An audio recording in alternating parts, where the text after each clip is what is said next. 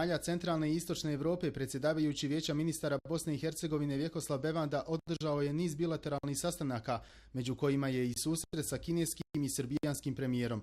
Tom prilikom Bevanda se zahvalio Kini na svemu što je učinila za sanaciju šteta od poplava u našoj zemlji. Razgovarano je i o mogućnostima ulaganja kineskih preduzeća u BiH firme. Kineske vlasti odgovorile su odobravanjem granta u vrijednosti od $8 miliona. Mi moramo davati gotove projekte i zainteresirati kinesku stranu da razmotre sa svoje strane projekte. Ja sam rekao šta je konkretno, to je konkretno ova pomoć od 8 miliona i dalje na raspolaganju stoji kreditna linija gdje je zajam za ovu regiju osiguran od 10 milijardi eura. Pod sloganom Novi pokretač, nova snaga, nova platforma u centru Sava srbijanski premijer Aleksandar Vučić otvorio je 3. samit lidera Kine i zemalja centralne i istočne Europe.